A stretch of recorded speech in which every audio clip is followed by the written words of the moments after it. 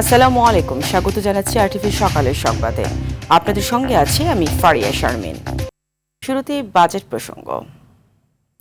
নীতি ঠিক না থাকায় দেশের পুঁজি বাজারের প্রতি আগ্রহ হারাচ্ছে দেশি বিদেশি বড় কোম্পানিগুলো, আর বর্তমান বিনিয়োগকারীরা লাভের বদলে ব্যাপক ক্ষতির মুখে। এ অবস্থায় পুঁজি বাজারে বিনিয়োগ বাড়াতে এবারের বাজেটে কার্যকর পদক্ষেপ চান বিনিয়োগকারীরা। রাজনৈতিক বিবেচনার পরিবর্তে অভিজ্ঞদের নিয়োগ, আয়কর ও ব্যাংক সুদের হার কমানো এবং আইপিও সহজ করার পরামর্শ বিশেষজ্ঞদের। সর্দার রাজীবের রিপোর্টে থাকছে বিস্তারিত। উজ্জ্বল বিশ্বাস ঢাকা স্টক এক্সচেঞ্জের নিয়মিত বিনিয়োগকারী। লাভের আশায় 2024 সালে 50 টাকা মূল্যে খুলনা প্রিন্টিং লিমিটেডের 25,000 শেয়ার কেনেন তিনি। কিন্তু 2 বছর পর উল্টো শেয়ারের মূল্য নেমেছে 36 টাকায়। এতে ব্যাপক লোকসানের মুখে এই ক্ষুদ্র বিনিয়োগকারী। কারো বাপের টাকা না, পাবলিকের কাছ থেকে টাকা নিয়েছে। টাকা নিয়ে আপনি কোম্পানি বিক্রি করে চলে গেছেন। বিগত আমলে যা হয়েছে, আওয়ামী লীগের আমলে হয়েছে, এই সমস্ত কাজগুলো করে এই মার্কেটটার একবারে ধ্বংস করে রেখে গেছে। তার মতো শেয়ার বাজারে বিনিয়োগ করে লোকসান গুনছেন হাজারো বিনিয়োগকারী। আর এর জন্যে পুঁজিবাজারের নিয়ন্ত্রক প্রতিষ্ঠান বিএসইসির অদক্ষতা ও ভুল সিদ্ধান্তকেই দায়ী করছেন তারা। ব্যাপক দুর্নীতি হয়েছে, সঠিক বিচার না হওয়ার কারণে এখনো পর্যন্ত মানুষের মধ্যে সেই ভীতিটা কাজ করছে। শেয়ার মার্কেটটা বরাবরই মানুষের যখন আস্থা তৈরি হয়, যারা মনিটরিং করে তারা এমন হঠকারী সিদ্ধান্ত নেয়, তখন হুট করে ভালো মার্কেটটা খারাপ হয়ে যায়। ব্যাপক হারে বিনিয়োগ কমায় ব্যবসা গুটিয়েছে অসংখ্য ব্রোকারেজ হাউস। তাদেরই একটি হজরত আমানত শাহ সিকিউরিটিজ। প্রথম সারির এই প্রতিষ্ঠানটি লোকসান ঠেকাতে ইতিমধ্যে 2/3 শাখা বন্ধ করে দিয়েছে। 10 সালে যে পুঁজিবাজার উত্থান, এই উত্থান কিন্তু মানুষ স্বতঃস্ফূর্তভাবেই করছিল। আমরা সেটাকে কাজে লাগাইতে পারি, সেটাকে অপব্যবহার করা হয়েছে। এরপরে যে মানুষের যে পুঁজি যেভাবে লস হয়েছে এখন পর্যন্ত, সেইটাতে মানুষের আস্থা আরও হারাই গেছে। নীতি ঠিক না থাকায় দেশের পুঁজিবাজারের প্রতি আকৃষ্ট হচ্ছে না দেশি বিদেশি বড় কোম্পানিগুলো, বলছেন ইনভেস্টমেন্ট কর্পোরেশনের চেয়ারম্যান। তোমার বিদেশি কোম্পানিতে একটার পর একটা চলে গেছে এখান থেকে। আনইথিক্যাল কম্পিটিশনের সম্মুখীন হয়। তারা ট্যাক্স দেয়, ওনারা ট্যাক্স দেয় না। তারা বলে যে এই বাংলাদেশ ইকোনমিতে আমাদের জন্য ব্যবসা করা কঠিন। গ্লাসকো স্মিথ ক্লাইন সারা পৃথিবীতে এটা লিস্টেড কোম্পানি, এখান থেকে চলে গেছে ওরা। পুঁজিবাজারকে ঠিক করতে ব্যাংক সুদের হার কমানোর পাশাপাশি রাজনৈতিক বিবেচনার পরিবর্তে অভিজ্ঞদের নিয়োগ দেওয়ার পরামর্শ তার।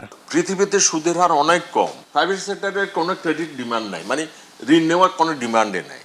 তো ওরা বলে যে আমি এত হাই ইন্টারেস্ট রেট দিয়ে তো আমি ব্যবসা করতে পারবো না স্যার। পুঁজিবাজার ছাড়া খালি ব্যাংকিং মার্কেট দিয়া বা এটা হবে না, সুদের হারটা কমানো উচিত। পুঁজিবাজারকে গতিশীল করতে সরকারকে বাজেটে যুগান্তকারী সিদ্ধান্ত নেওয়ার আহ্বান জানিয়েছেন অধ্যাপক আবু আহমেদ। একদিকে হাই ট্যাক্স, রাইটে লেফটে ট্যাক্স, কেউ কেন ব্যবসা করতে পারবে না। You reduce taxes, you reduce the interest rate. যেহেতু ইকোনমি বসে গেছে, লিডটা সরকারকে দিতে হবে। Sardar Rajib, R TV, Dhaka. আসছে বাজেটে সরকারের সামাজিক নিরাপত্তা কর্মসূচির আওতায় সুবিধাভোগীর সংখ্যা বেড়ে দাঁড়াবে প্রায় 3,63,00,000-এ। এ খাতে ব্যয় ধরা হচ্ছে প্রায় 35,708 কোটি টাকা। এর ফলে মূল্যস্ফীতি কমে আসবে বলে আশা করছেন প্রধানমন্ত্রীর অর্থ পরিকল্পনা উপদেষ্টা ডক্টর রাশেদ আল মাহমুদ তিতুমির। তবে সামাজিক খাতে বরাদ্দ বাড়ালে অর্থনীতিতে যাতে করে জটিলতা তৈরি না হয়, সেজন্য বিভিন্ন কার্ড প্রদান প্রকল্পকে পাইলট প্রকল্প হিসেবে নেয়ার পরামর্শ বিশিষ্টজনদের। আরও জানাচ্ছেন তৌহিদুর রহমান। একটি কল্যাণমুখী রাষ্ট্র ব্যবস্থার জন্য বাজেটের সামাজিক নিরাপত্তা খাতে বিএনপি তার রাজনৈতিক ও অর্থনৈতিক রূপরেখা তুলে ধরতে চায়। উদ্দেশ্য অসহায় ও বয়স্ক নাগরিকদের সুরক্ষা প্রদান, দারিদ্র্য মানুষের সংখ্যা কমানো। আসছে বাজেটে সামাজিক খাতে বরাদ্দ হতে পারে 1,30,000 কোটি টাকা। সুবিধাভোগীর সংখ্যা হতে পারে 3,63,00,000 মানুষ। চলতি অর্থবছরে 2,60,00,000 মানুষের জন্য ব্যয় হচ্ছে প্রায় 21,701 কোটি টাকা। নারী প্রধান 41 লাখ পরিবারকে ফ্যামিলি কার্ড দেওয়ার কথা বলছে সরকার। ব্যয় ধরা হয়েছে 12,000 কোটি টাকা। পর্যায়ক্রমে 1,61,00,000 পরিবারকে এর আওতায় নিয়ে আসার পরিকল্পনা সরকারের। সামাজিক বাজেটে বিভিন্ন ধরনের কার্ড দেয়া হবে। 42 লাখ কৃষক কার্ডের জন্য 1,062 কোটি টাকা বরাদ্দ দেয়া হবে। 62 লাখ মানুষকে আনা হবে বয়স্ক ভাতার আওতায়। খেতাবপ্রাপ্ত বীর মুক্তিযোদ্ধা, শহীদ মুক্তিযোদ্ধা পরিবার, যুদ্ধাহত বীর মুক্তিযোদ্ধাদের ভাতা বাড়ানো হবে। অপরিবর্তিত রাখা হবে সাধারণ মুক্তিযোদ্ধা ভাতা। জুলাই অভ্যুত্থানে শহীদ পরিবার ও আহতদের ভাতা বাড়ানো হচ্ছে।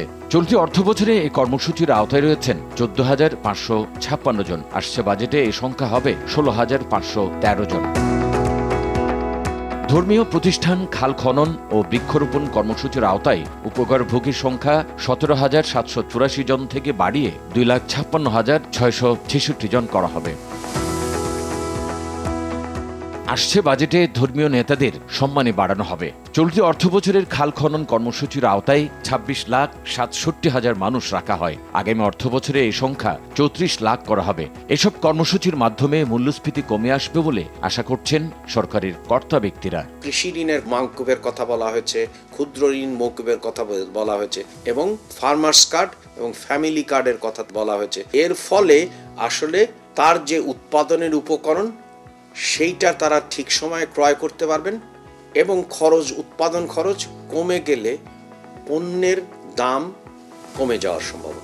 তবে অর্থনীতির কঠিন সময়ে বর্তমান সরকার দায়িত্ব নিয়েছে মন্তব্য করে বিশেষজ্ঞরা সামাজিক খাতে বরাদ্দ দিতে সাবধানতার পরামর্শ দেন। কার্ডগুলো সম্পর্কে ব্যাপকভাবে ছড়িয়ে দেওয়ার আগে পাইলটিং করে এগুলোর উপযোগিতা বোঝা দরকার আছে। একটি কমন প্ল্যাটফর্মের আন্ডারে, একটি কার্ডের আন্ডারেই যাতে পরিবারগুলো সহায়তা পায় সেটি যেন চেষ্টা করা হয়, কেননা নতুবা যে পরিমাণ ডুপ্লিকেশন হবে, যে পরিমাণ লিকেজ হওয়ার সম্ভাবনা আছে সেগুলো বন্ধ করা দরকার, কেননা রাজস্ব ক্ষয়ের পাশাপাশি যাতে অর্থের অপব্যবহার না হয় সেটিও নজর রাখা জরুরি। অনেক ধরনের রিডান্ডেন্সি আছে, মানে একই জিনিস হয়তো দুবার আছে। আমরা যদি এই 135টাকে ঢেলে সাজাতে পারি, কমিয়ে নিয়ে আসতে পারি, কমানোর সুযোগ আছে, প্লাস বেনিফিশিয়ারি টার্গেট এইটাকে মানে শুদ্ধ করতে পারি, এই 1,16,000 কোটি টাকার যে বাজেট আমাদের এই বছর ছিল, দেখা যাবে এই অ্যামাউন্ট থেকেই আমরা 12-14 কোটি টাকা সেভ করে আনতে পারবো রিঅ্যালোকেশন করে। সামাজিক নিরাপত্তা খাতে বরাদ্দের বড় অংশ খরচ হয় অবসরপ্রাপ্ত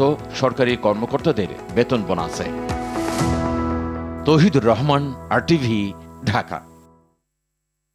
ছুরিকাঘাতে খুন হয়েছেন ঢাকা মহানগর দক্ষিণ স্বেচ্ছাসেবক দলের সাবেক আহ্বায়ক বিল্লাল হোসেন তালুকদার। গত রাত 8টায় রাজধানীর মৌচাক আনারকলি মার্কেটের ফুটপাতে তাকে হত্যা করে সন্ত্রাসীরা।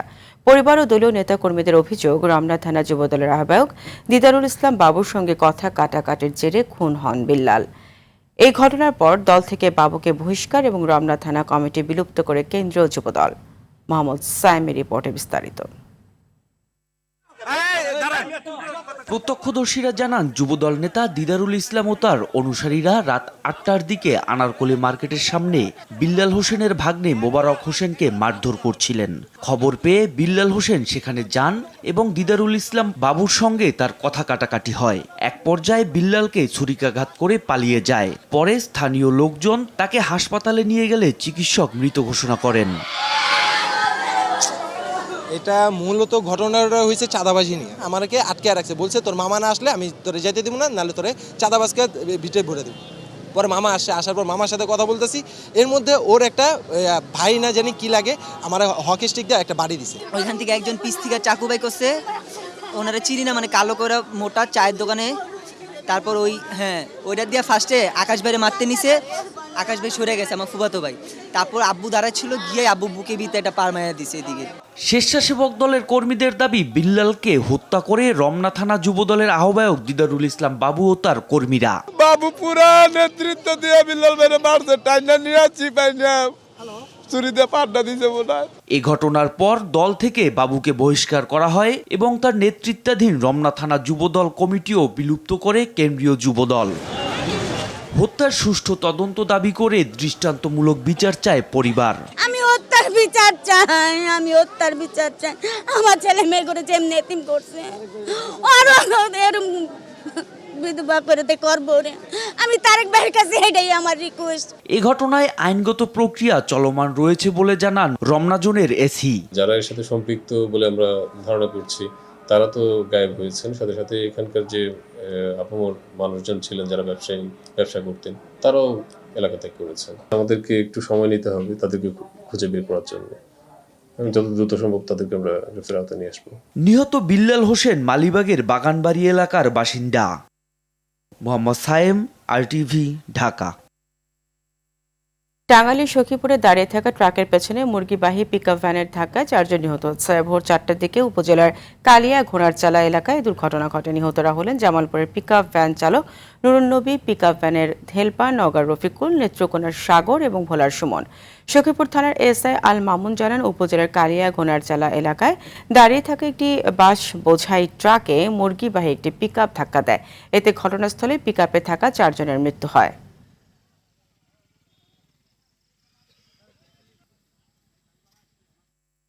আইনগতভাবে বিচ্ছেদের আগেই নতুন করে বিয়ে করার অভিযোগে ক্রিকেটার নাসির হোসেন ও তার স্ত্রী তামিমা সুলতানা তাম্মির বিরুদ্ধে করা মামলার রায় আগামীকাল। এক নারীর 2 স্বামী ব্যভিচারের এমন অভিযোগে দেশে এটি প্রথম কোনো মামলার রায় হতে যাচ্ছে। বাদীর আইনজীবী ইশরাত হাসান বলেন, দেশের আইনে 2 স্বামী রাখা আইনে অপরাধ। এই অপরাধে তামিমার পাশাপাশি ক্রিকেটার নাসিরও দণ্ড পাবেন। আর বাদলের রিপোর্ট।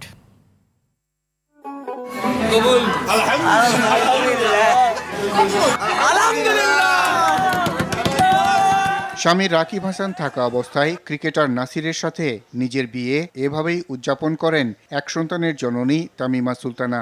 2021 সালে ধুমধাম করে নেচে গেয়ে এভাবেই রাকিব হাসানের বউকে বিয়ে করেন ক্রিকেটার নাসির। ব্যভিচারের মামলায় প্রথম সামনে আসে বিষয়টি।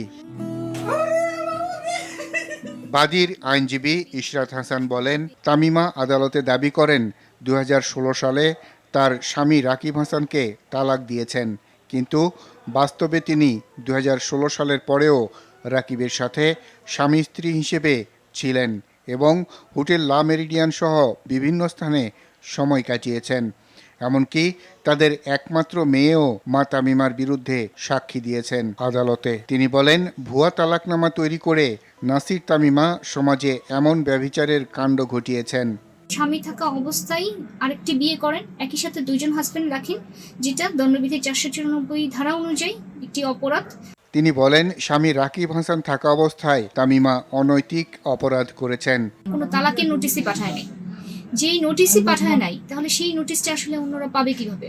জেনে বুঝে ক্রিকেটার নাসির হোসেনও তামিমার সাথে একই অপরাধে যুক্ত, সুতরাং তিনিও ব্যভিচারের অপরাধে অপরাধী। তামিমা সুলতানা তার জেরায় বলেন যে নাসির হোসেন এই বিষয়গুলি সব জানতো, অর্থাৎ সব জেনে শুনেই তিনি রাকিব হাসানের বউ জানা সত্ত্বেও তাকে বিয়ে করেছে।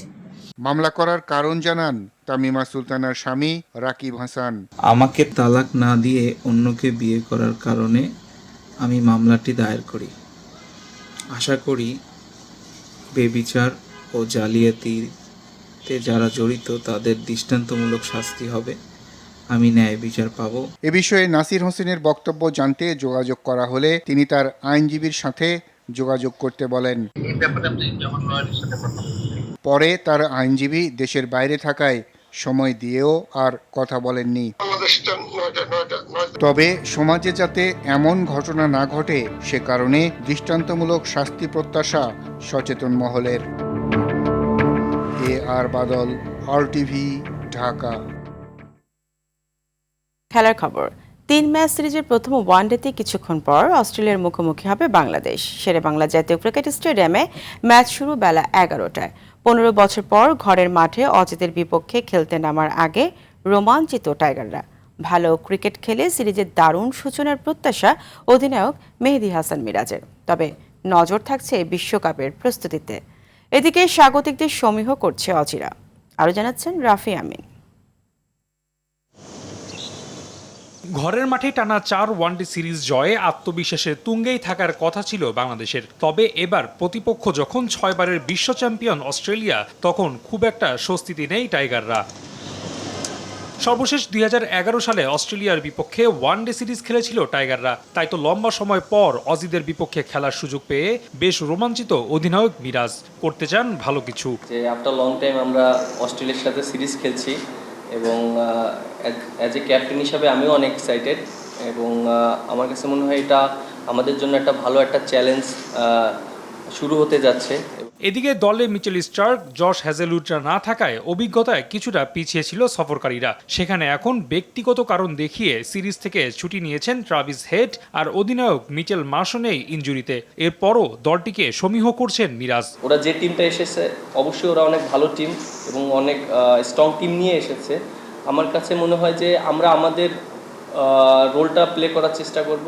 অবশ্য স্বস্তিতে নেই অজিরাও। ভারপ্রাপ্ত অধিনায়ক জশ ইংলিশ শক্ত প্রতিপক্ষই মানছেন টাইগারদের। তাদের বাড়তি ভাবনার কারণ হয়ে দাঁড়িয়েছেন পেসার নাহিদ রানা ও বিগ ব্যাশে খেলা রিশাদ হোসেন।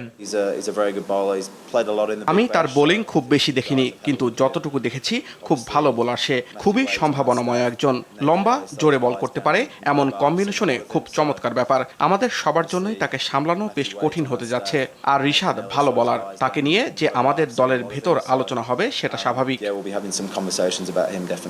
ওয়ানডেতে অস্ট্রেলিয়ার বিপক্ষে 22 বারের দেখায় বাংলাদেশের জয় মাত্র একটি। এবার ঘরের মাঠে মুখোমুখি পরিসংখ্যানটা ভালো করার সুযোগ বাংলাদেশের সামনে। রাফি আমিন, RTV, ঢাকা। চরম অবহেলা আর দীর্ঘদিনের উন্নয়নহীনতায় এক প্রকার অরক্ষিত অবস্থায় পড়ে রয়েছে রংপুর রেলওয়ে স্টেশন। নানামুখী অব্যবস্থাপনায় যাত্রীদের দুর্ভোগ এখন চরমে। স্টেশনে প্রয়োজনীয় ওভারব্রিজ না থাকায় এক প্ল্যাটফর্ম থেকে অন্য প্ল্যাটফর্মে যেতে জীবনের ঝুঁকি নিয়ে সরাসরি রেল লাইন পার হচ্ছেন সাধারণ মানুষ। রংপুর প্রতিনিধি জাহাঙ্গীর আলম বাদলের তথ্যচিত্রে জানাচ্ছেন আবরার মাহি। উত্তরবঙ্গের অন্যতম প্রধান এই রেলওয়ে স্টেশনে প্রতিদিন হাজারো মানুষের পদচারণা। তবে পুরো স্টেশনে ছড়িয়ে ছিটিয়ে থাকা অব্যবস্থাপনার কারণে প্রতিদিন এখানে আসা যাত্রীদের পোহাতে হচ্ছে অন্তহীন ভোগান্তি। স্টেশনে ওভারব্রিজ না থাকায় নারী, শিশু ও বয়োবৃদ্ধ সহ সব বয়সী যাত্রীদের বাধ্য হয়ে জীবন বাজি রেখে সরাসরি রেল লাইনের ওপর দিয়ে পারাপার হতে হচ্ছে। অন্যদিকে প্ল্যাটফর্মে নিরাপত্তা কর্মীদের অভাবে চলন্ত ট্রেনের পেছনে ঝুলে ওঠার মতো আত্মঘাতী দৃশ্য এখানে নিত্যদিনের ঘটনা। কর্মকর্তার গাফিলতির কারণে আজকে ট্রেনে জীবনের ঝুঁকি নিয়ে যাত্রীরা ইঞ্জিনে চড়তেছে, হাতে চড়তেছে, টিকিট ছাড়াই বিভিন্ন গন্তব্যে যাচ্ছে। রংপুর রেলওয়ে স্টেশন, এখানে দীর্ঘদিন যাবৎ কোনো পাবলিক টয়লেট নেই। যারা বিশেষ করে যারা মহিলা, বাচ্চা আছে, শিশু, বৃদ্ধ, তাদের জন্য খুবই এটা একটা প্রবলেম হয়ে যায়। কর্তৃপক্ষের দৃষ্টি আকর্ষণ করি যেন এই জিনিসটা অচিরে স্থাপন করা হয়। এদিকে জনবল সংকটের অজুহাত দিয়ে দায় সারার চেষ্টা করেন এ কর্মকর্তা। যেখানে ওভারব্রিজ থাকে না সেখানে দেখা গেল যে আমাদের এমনিতেই ব্যবস্থা করা থাকে কেমন যে প্ল্যাটফর্মের শেষের অংশে আমাদের সিঁড়ির ব্যবস্থা থাকে, ওভারব্রিজ নাই। সেখানে আমার 2 মাসটার দিকে সিঁড়ির ব্যবস্থা থাকে, ওদিক দিয়ে আপনাকে 2 নম্বর প্ল্যাটফর্মে যেতে হবে। দীর্ঘমেয়াদী অবহেলা আর আশঙ্কার অবসান ঘটিয়ে দ্রুত একটি ওভারব্রিজ সহ আধুনিক ও নিরাপদ স্টেশনের দাবি রংপুরবাসীর। আবরার মাহি, RTV। আইডিএলসি পরিবর্তনের পথে বাংলাদেশ। সঠিক ও মানসম্মত স্বাস্থ্যসেবা পৌঁছে দিতে সরকার হেলথ কার্ড চালুর সিদ্ধান্ত নিয়েছে। একই সঙ্গে হাসপাতালগুলোর নিরাপত্তা জোরদারে সারা দেশে বিশেষ নিরাপত্তারক্ষী মোতায়েনের উদ্যোগ নেওয়া হচ্ছে। স্বাস্থ্যসেবা ব্যবস্থাকে আরও আধুনিক, সহজলভ্য, কার্যকর করতে হেলথ কার্ডের মাধ্যমে রোগীদের চিকিৎসা সংক্রান্ত তথ্য ডিজিটালভাবে সংরক্ষণ করা হবে। ফলে দ্রুত ও সমন্বিত স্বাস্থ্যসেবা নিশ্চিত করা সহজ হবে। স্বাস্থ্যসেবার মান উন্নয়ন ও নিরাপদ চিকিৎসা পরিবেশ নিশ্চিত করতে সরকারের এই উদ্যোগকে গুরুত্বপূর্ণ পদক্ষেপ হিসেবে দেখছেন সংশ্লিষ্টরা।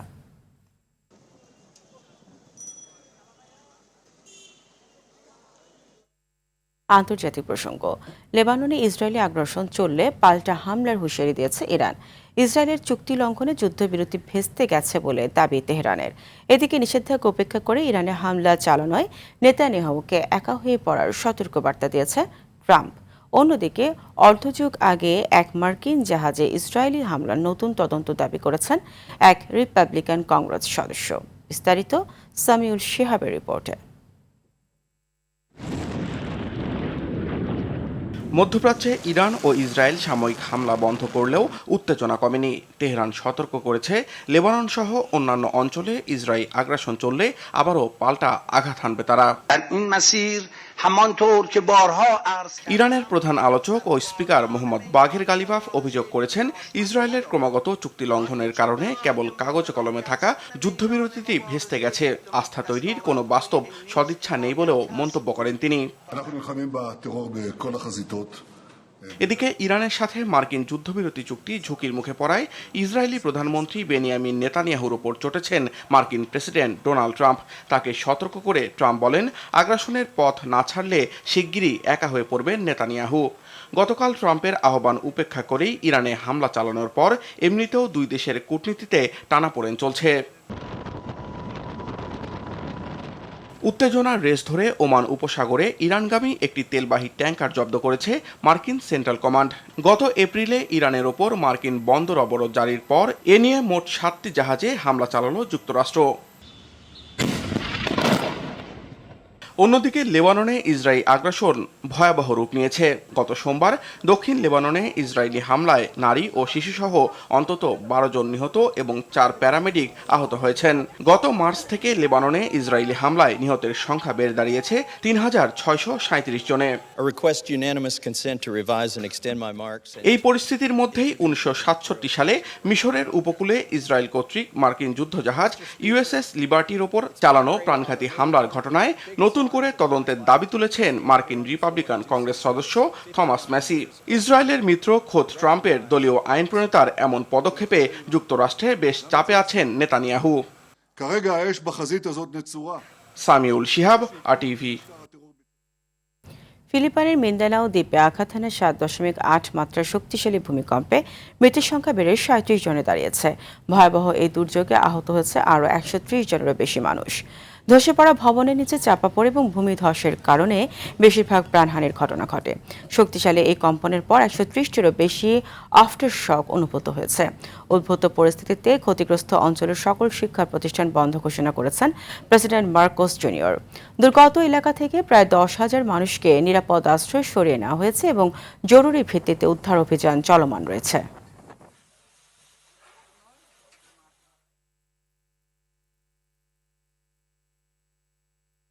যুক্তরাষ্ট্রের H-1B ভিসার উপর প্রেসিডেন্ট ট্রাম্পের আরোপ করা $1 লাখ আবেদন ফি বাতিল করেছেন ফেডারেল আদালত।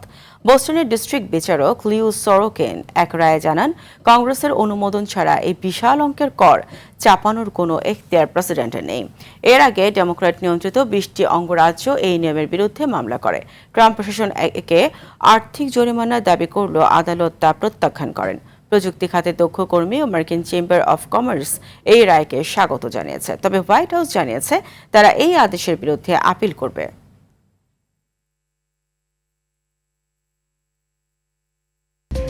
সকালের সংবাদ এ পর্যন্তই। মধ্যাহ্নের সংবাদ দুপুর 12টায় দেখার আমন্ত্রণ রইল। ধন্যবাদ সবাইকে।